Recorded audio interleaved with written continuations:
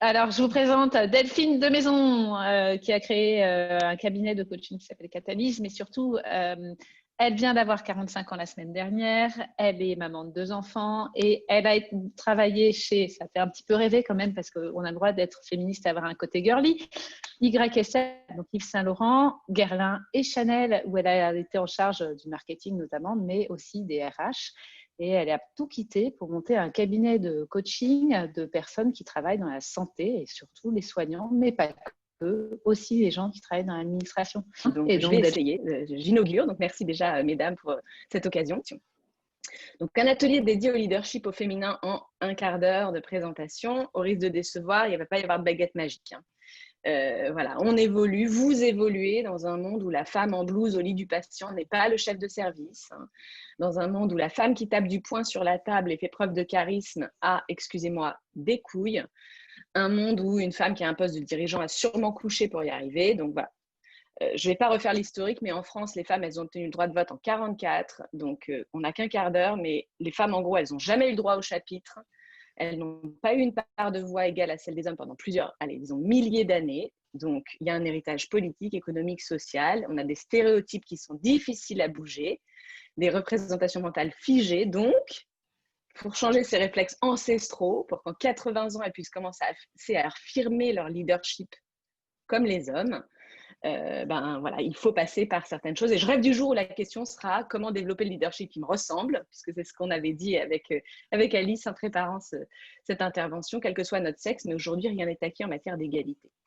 Donc voilà, je ne vais pas rentrer dans le débat des attributs féminins du leadership qui sont l'empathie, la bienveillance, la coopération, parce que je connais tout autant d'hommes, et je regarde ceux qui sont là, mais qui le sont aussi, mais je connais aussi beaucoup de femmes trop assertives, des hommes trop émotifs, je connais plein de femmes qui ne sont pas du tout empathiques, etc.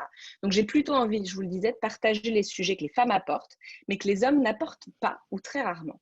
Parce que finalement, nous, les femmes, on est les seules à avoir entre les mains la capacité de prendre conscience de ces a priori pour s'en détacher. Parce que si on veut se détacher de ces a priori, il faut d'abord en prendre conscience. Et donc, vraiment, l'ambition, c'est de partager les témoignages et les problématiques. Et le premier dont je voudrais parler rapidement, c'est le quota de femmes. Celles qui étaient au café, l'excellent café gourmand de femmes de santé la semaine dernière ont entendu Anne Rubinstein en parler. Mais moi, je vois beaucoup de femmes qui viennent me voir et qui disent, voilà, je n'ai pas envie d'avoir une nomination au rabais, d'avoir un poste au rabais, d'être le quota de femmes, pour peu qu'elles soient aussi, qu'elles cumulent d'autres minorités. Voilà. Mais moi, je dis, oui, moi aussi, j'aimerais bien qu'il n'y ait pas l'idée du quota de femmes et que l'idée qu'on n'ait plus jamais l'impression d'avoir un poste parce qu'on est une femme, parce qu'on est noire ou parce qu'on est handicapé. Mais s'il faut des quotas pour faire bouger tant d'années de décalage que j'énonçais en introduction, eh bien, on prend le quota. Et la question que je travaille en coaching avec les femmes avec qui je travaille, c'est qu'est-ce qu'on en fait? L'opportunité de faire bouger les choses, l'opportunité de devenir un rôle modèle. Et je vais en parler parce qu'il y a peu de rôles modèles, des vrais rôles modèles inspirants. Il y en a des femmes dirigeantes, mais est-ce qu'elles ont vraiment le leadership que vous voudriez avoir? Est-ce qu'elles n'ont pas emprunté beaucoup de codes au leadership masculin? Et puis, il n'y en a pas assez, et particulièrement dans la santé, des rôles modèles à qui se référer. Et donc, voilà, quand je vais essayer à chaque fois de vous donner un exemple, mais j'accompagne une PH qui veut devenir PUPH. Son sujet de coaching, c'est mieux s'organiser pour devenir PUPH. Et elle me dit tout le temps, mais je ne veux pas de ce poste de cette nomination au rabais. Et on déplace le propos en disant, OK, mais qu'est-ce que tu vas faire? Qu'est-ce qui ne se ferait pas si tu n'accédais pas à ce poste? Qu'est-ce que tu vas apporter à ce poste? Et c'est ça qui est vraiment important pour mettre un peu dans le placard l'idée qu'on a le poste au rabais. Ben non, on l'a et maintenant, qu'est-ce qu'on en fait? Ça, vraiment, oui. Delphine, je vais te poser une question pour faire. Donc, on a compris qu'il faut qu'on n'a pas trop le choix d'avoir ce poste au rabais parfois, mais qu'en fait, on va y apporter peut-être plus que quelqu'un d'autre. Le syndrome de l'imposteur, du coup, c'est ça un peu qui se passe, non? Est-ce que c'est vraiment quelque chose de féminin, le syndrome de l'imposteur, de se dire, bah, alors soit je l'ai au rabais, alors on se dévalorise, soit on se dit, est-ce que je vais être capable d'y arriver? Oui.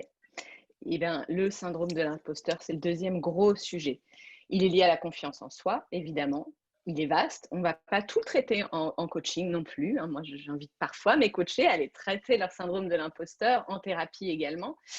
et il est exclusivité des femmes. Beaucoup d'hommes ont aussi un déficit de confiance en eux. Et ce qui est flagrant chez les femmes qu'on accompagne, c'est le côté ça va se savoir que je ne sais pas faire. J'ai eu un coup de chance, ils ne savent pas vraiment qui je suis et ils vont le découvrir. Et ça, c'est assez flagrant parce que ce n'est pas anecdotique les gens qui me disent ça. Les gens qui me disent je ne suis pas capable. Et donc, quand je dis ben oui, mais vous avez été nommé à ce poste-là. Oui, mais j'ai eu de la chance.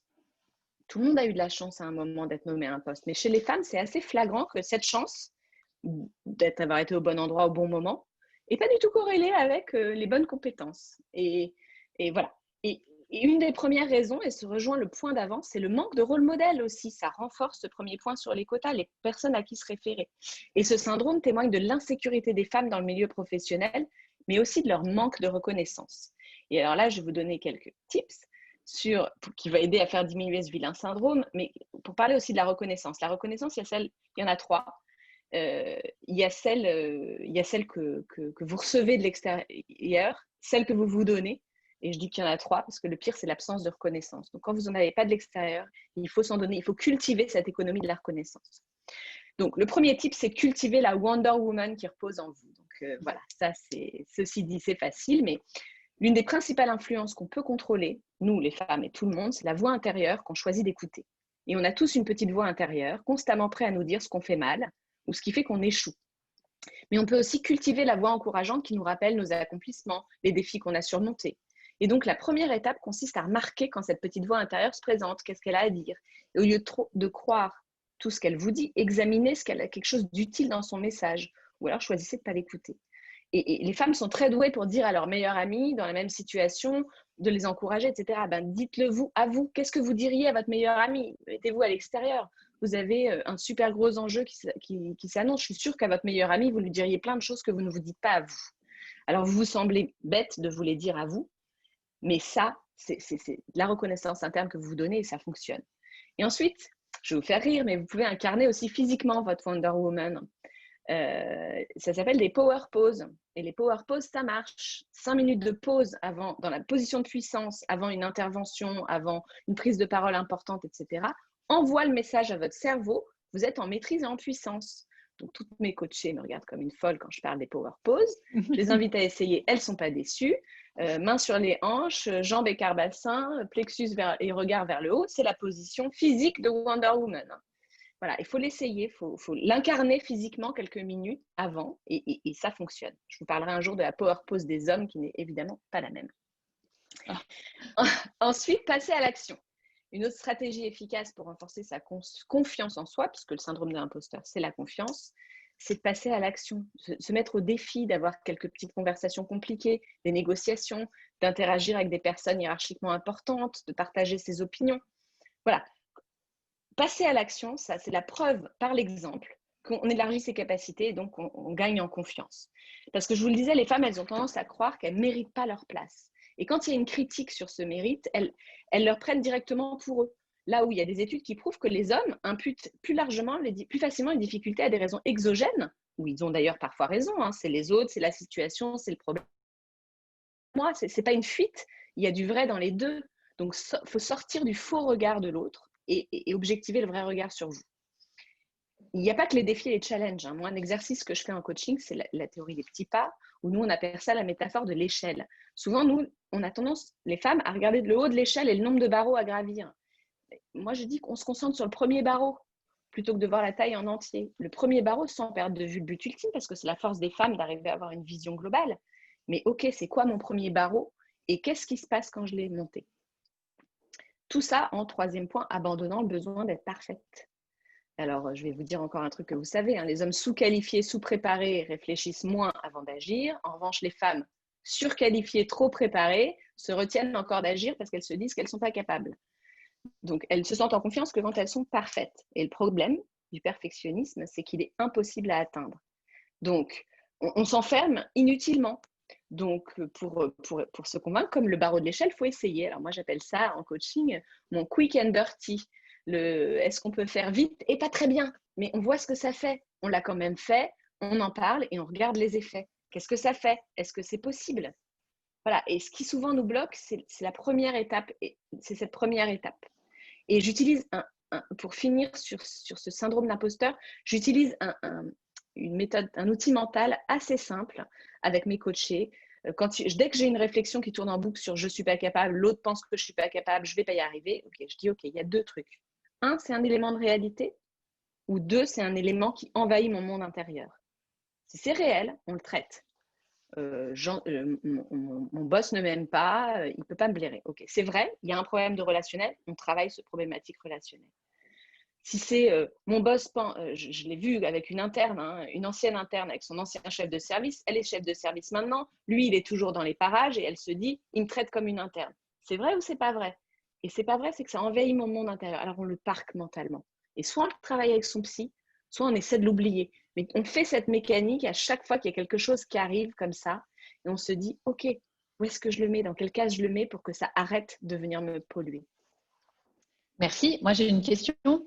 Il y a quand même un plafond de verre qui existe et on voit souvent les femmes qui ont réussi, surtout de la génération, je sais pas, la mienne ou même celle d'avant. Pour réussir, elles ont sacrifié le bain de leurs enfants le soir. Voilà.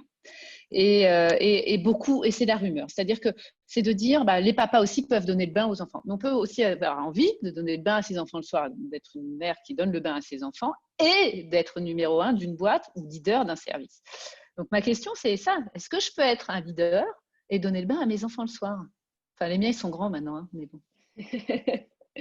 Alors oui, ça c'est, en réfléchissant dans la préparation, je me suis dit, je n'ai aucun homme qui m'a jamais apporté en coaching le sujet vie pro, vie perso. Aucun, 0. Donc, c'est dommage. Alors, j'ai quelques jeunes internes avec qui on travaille, qui commencent à en parler. Alors, ils ne parlent pas du bain de leurs enfants, plutôt boire des coups avec leurs potes. Mais voilà, les façons d'aborder le sujet sont vastes et on travaille très souvent en coaching ce sujet. Je ne vais pas non plus répondre à ta question, Alice. Est-ce qu'on peut donner le bain à être numéro 1? Moi, je suis convaincue que oui, mais ce n'est pas facile et ça implique d'avoir une discipline, c'est-à-dire faire des choix, se fixer des priorités, etc. Je vais y revenir. Un exercice qu'on aime bien faire en coaching pour cette histoire de vie pro, vie perso, c'est de lister ce qui nous donne de l'énergie et ce qui nous pompe de l'énergie. Alors, vous allez me dire, oui, mais ça n'aide pas à régler le problème du temps. Mais un petit peu quand même. Parce que curieusement, on est meilleur et plus rapide dans ce qui nous donne de l'énergie que dans ce qui nous en pompe. Et donc, en fait, je vous parle d'une autre coachée que j'ai eue et qui disait j'arrive pas à aborder les gros cailloux, c'est-à-dire les gros sujets qui sont vraiment difficiles, je les repousse, et puis au final, je les fais le week-end chez moi. Donc, on parle quand même un peu de l'envahissement de la vie perso. Et on s'est rendu compte en listant ce qui lui pompait de l'énergie et ce qui lui donnait de l'énergie, qu'elle préférait co-construire que réfléchir seule. Et donc, elle a finalement organisé des moments de partage avec les juniors dans ses équipes pour que non seulement ça les faisait grandir, pour eux, ils comprenaient comment réfléchir sur ce genre de problématique, mais elle, ça lui donnait tellement d'énergie qu'elle réfléchissait beaucoup plus vite, elle construisait beaucoup plus vite, et surtout, elle ne le faisait plus toute seule chez elle le dimanche. Donc, je dirais que sur la vie pro, vie perso, il y a d'abord savoir ce qu'on veut et fixer ses priorités. Et chaque décision doit passer à travers ce filtre. Je ne parle pas de vos objectifs annuels. Hein. Je parle de, OK, c'est quoi mes priorités? J'ai envie de faire la différence sur ma spécialité dans mon hôpital. Voilà, c'est quoi? Mais aussi vos priorités personnelles. Vous n'êtes pas indispensable tout le temps, donc vous listez ces priorités. Et puis quand ça ne passe pas au filtre de ces priorités, on délègue. Est-ce qu'on doit être présent à toutes les réunions? Je vais vous donner un exemple très concret d'une directrice de pôle que je coachais et elle m'a dit, moi, mon objectif, ma priorité, c'est de passer une soirée par semaine avec mon fils. Et donc, toutes les décisions qu'elle prenait en coaching passaient à travers ce filtre. Est-ce que ça empêche cette soirée? Et si oui, c'est qu'on dit non. On peut relier avec un autre thématique et savoir dire non, mais je ne l'ai pas abordé là. Ensuite, de communiquer. Un prochain tips. Un prochain tips. Communiquer, c'est dire pourquoi. Alors, l'histoire du bain à la maison, tu poses cette question, ça m'a beaucoup rappelé quand moi j'ai eu un enfant et j'avais dit, je pars à 18h30. Et j'ai une collègue qui m'avait dit, mais tu as de la chance de partir à 18h30. Je lui ai dit, non, j'ai pas de chance de partir à 18h30. J'ai décidé que c'était ma priorité de partir à 18h30. Et donc, j'ai communiqué dessus. Et ça n'a pas été facile. Hein. Je suis partie au milieu de réunions, etc. Et puis petit à petit, il n'y a plus eu de réunion à 18h30 parce qu'on savait que j'étais au rendez-vous sur les autres rendus, mais qu'à 18h30, à 18h31, j'étais plus là. Et donc, c'est pas facile, mais en fait, d'assumer le fait que ils peuvent avoir confiance en vous sur tous les autres sujets. Vous êtes au rendez-vous toutes les autres fois, mais vous êtes clair. Vous avez été clair sur vos priorités et clair sur vos règles du jeu. Et à la maison aussi, hein, c'est valable de parler à ses enfants de ce qu'on fait. Et je pense que le confinement a aidé. Moi, j'ai eu le retour de certaines de nos coachés, pas mal des enfants, un peu plus grands bien sûr, mais à réaliser ce que c'était pour leurs parents de bosser. Et d'en parler, c'est important aussi pour qu'ils se rendent compte que votre boulot n'est pas prioritaire sur eux, mais que vous avez tout un tas d'autres priorités. Et du coup, ça vous aide à ne pas culpabiliser. Et c'est ça le point. Et vous définissez, je vois, j'étais sûre que je tiendrais un quart d'heure et je suis à 16 minutes, donc je continue, mais juste un ou deux derniers tips, c'est définissez les limites à ne pas franchir. Ça, c'est important. Parce qu'il faut que vous ayez cette sonnette d'alarme. Il n'y a pas une bonne façon de faire, c'est la façon qui vous convient. Mais la plage horaire de déconnexion, je dépose le portable, peu importe, c'est ce qui vous convient à vous. Moi, je ne donne pas de leçons là-dessus. Par exemple, avec une directrice de CH que j'accompagne, elle a besoin de travailler le week-end pour se sentir sereine pendant la semaine. C'est comme ça, elle a besoin. Et pour ne pas culpabiliser, elle a mis en place avec son mari que lui s'occupait des enfants pour faire une activité qui ne l'intéressait pas du tout. En l'occurrence, je crois que c'est du hand, pendant 2 heures. Et du coup, elle bosse pendant ces 2 heures-là et elle ne culpabilise pas parce qu'elle n'est pas en train de ne pas s'occuper de ses enfants. Ils font autre chose qui est super bien pour eux aussi. Donc, elle s'est organisée là-dessus. Et je vais terminer par penser à vous. Parce que, surtout en ce moment, on accompagne trop de gens en burn-out, surtout dans le contexte actuel. Donc, les agents stressants sont super nombreux, se répercutent inévitablement sur votre bien-être et donc sur votre vie perso. Donc, je vais vous dire un truc qui fait hurler mes coachés, respirez. Respirez pour de vrai, main sur votre ventre, sentez-vous, respirez. Alors, moi, je ne sais pas faire de la méditation, je ne suis pas bonne là-dessus, mais en revanche, s'écouter, respirer, admirer des choses autour de vous si vous habitez dans une belle ville ou une belle campagne, ça aère votre cerveau. Et aérer votre cerveau, c'est hyper important pour justement s'occuper de soi. Voilà. Bah, écoute, merci beaucoup. Je vais essayer de faire un petit résumé et tu peux me taper sur les doigts. Et je vous cède la parole à toutes ensuite pour vos questions. Donc, la première chose, c'est voilà les phrases clés que j'ai retenues. Hein. Qu'est-ce que je vais apporter au poste que je vais avoir pour éviter justement de ne pas se sentir légitime et voilà. Faut que j'arrête d'être… on vit dans un environnement où il manque de rôle modèle féminin. Donc, c'est à nous, femmes de santé, de nous y mettre, hein, les filles. Il faut que je me place en position de Wonder Woman et aussi que je regarde ce que j'ai accompli et pas toujours de me dire tout ce que j'ai pas fait. Et puis, il faut que je m'encourage un peu moi-même. C'est-à-dire que si je manque de reconnaissance à l'extérieur, j'ai le droit que ma petite voix soit un peu sympa avec moi et d'être ma meilleure copine au lieu d'être ma pire ennemie. Il faut que je passe à l'action aussi et que j'ose et que je fasse du quick and dirty ou du lean startup parfois. Ça, c'est pas forcément dirty derrière, mais c'est quick. Voilà. Donc, abandonner le besoin d'être parfait. Ensuite, lister mon énergie positive et mon énergie négative et essayer de faire en sorte que l'énergie négative soit abaissée, déléguée, réorganisée autrement pour que ça me coûte moins. Donc, vraiment savoir ce que je veux et ce que je ne veux pas. Avoir des règles du jeu claires auprès de mes collaborateurs et de ma famille. Surtout, ne pas culpabiliser. Ça, c'est encore un autre travail.